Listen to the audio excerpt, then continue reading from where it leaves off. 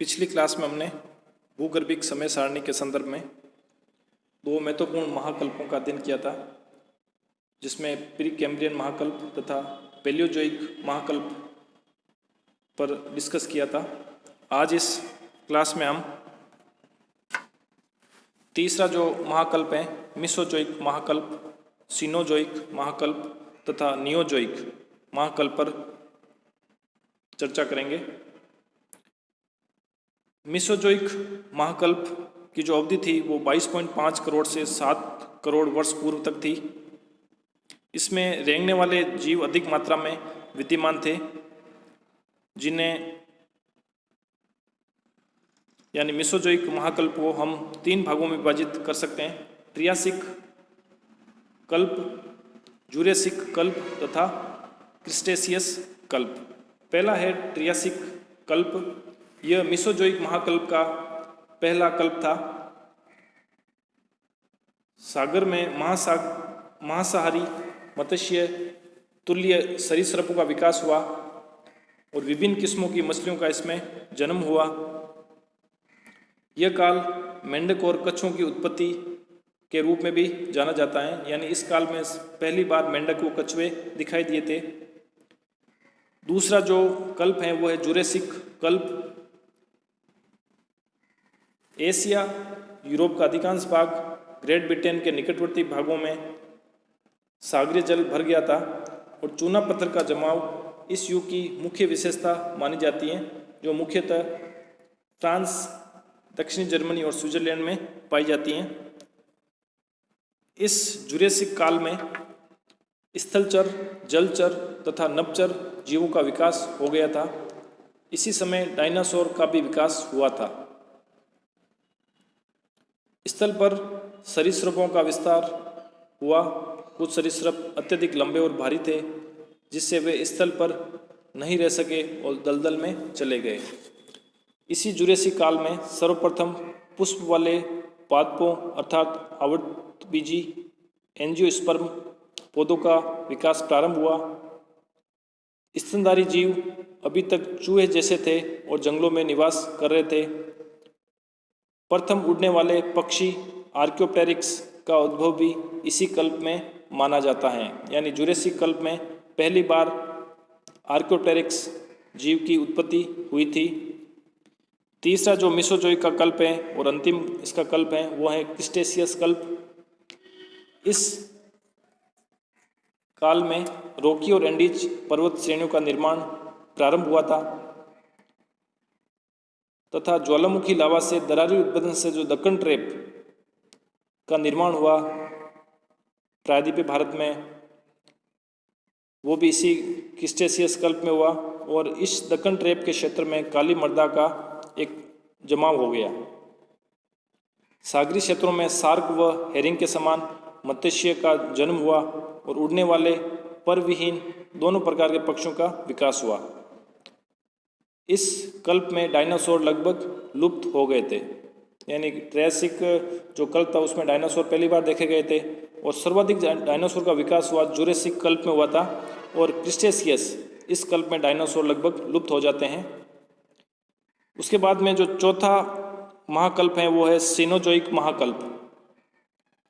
इस कल्प का प्रारंभ आज से 7 करोड़ वर्ष पूर्व हुआ था। इस कल्प में ही सर्वप्रथम स्तनधारी जीवों का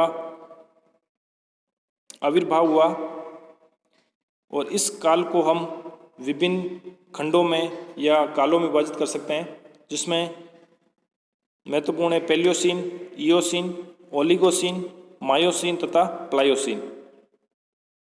तो सबसे पहला है पैलियोसीन। सीनोजोइक महाकल्प के टर्सरी कल्प का ये पहला युग था।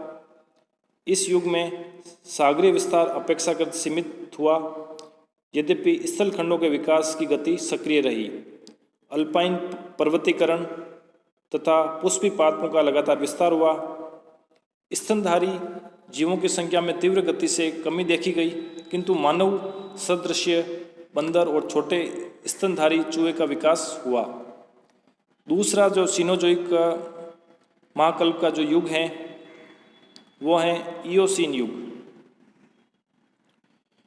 यूरोप महाद्वीप के अधिकांश भागों के नीचे दब जाने के कारण सागर का विस्तार हुआ। पिछले युग में जो निर्मित पर्वत श्रेणियाँ थी उनकी ऊंचाई में वृद्धि होने लगी और ज्वालामुखी क्रिया विस्तृत पैमाने पर हुई, जिससे स्कॉटलैंड, आयरलैंड तथा प्रायद्वीपीय भारत पर अत्यधिक लावा का जमाव हुआ। इस काल में ज्वालामुखी उद्गार के कारण ही स्थल पर रेंगने वाले जीव लुप्तप्राय हो गए।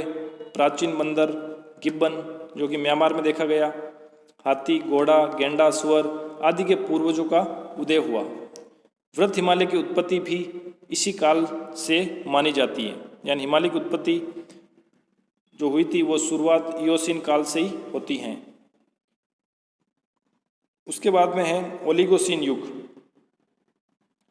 इस युग में स्थलीय भाग का विस्तार और सागरीय भाग का संकुचन हुआ। अमेरिका तथा यूरोप में क्रमशः भू संचलन के कारण रोगी तथा आल्प्स पर्वत का निर्माण प्रारंभ हुआ। इसी काल में पूंछ विहीन बंदर का उदय हुआ जो मनुष्य के पूर्वज थे।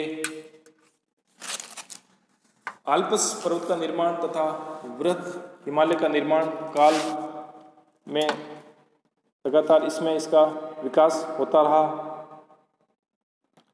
अगला जो कल्प है सिनोजोई का वो है मायोसीन। यह लघु और मध्य हिमालय की उत्पत्ति का मुख्य काल माना जाता है। मायोसीन काल में जलवायु दशाओं में अंतर के कारण उत्तरी अमेरिका तथा यूरोप में पतझड़ वाले वृक्षों का उद्भव हुआ। उत्तरी अमेरिका के प्रेरी घास के मैदानों का भी विकास इसी कालखंड में माना जाता है। मायोसीन युग में जलीय भाग में अस्थि वाली मछलियों की प्रजातियों में वृद्धि हुई। तो इस समय की जो मुख्य मछली मानी जाती है वह शार्क मछली, जिसकी लंबाई लगभग 40-50 फीट तक भी थी। मायोसीन युग में पेंगुइन का उद्भव अंटार्कटिका में हुआ।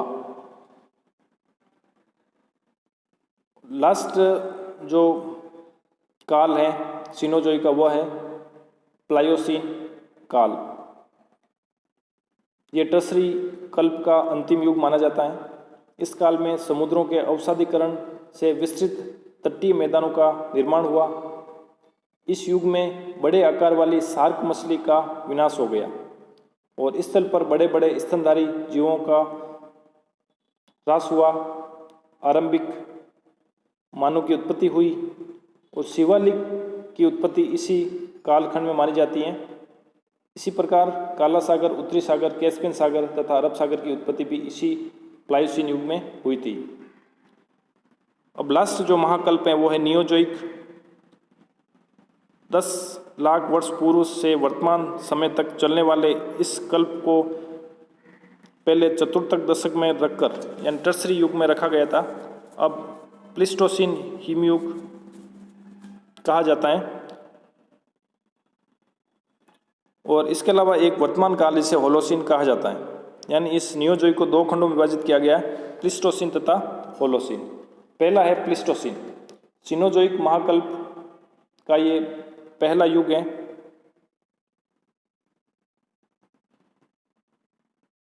इसे महान हिमयुग से भी संबंधित माना जाता है।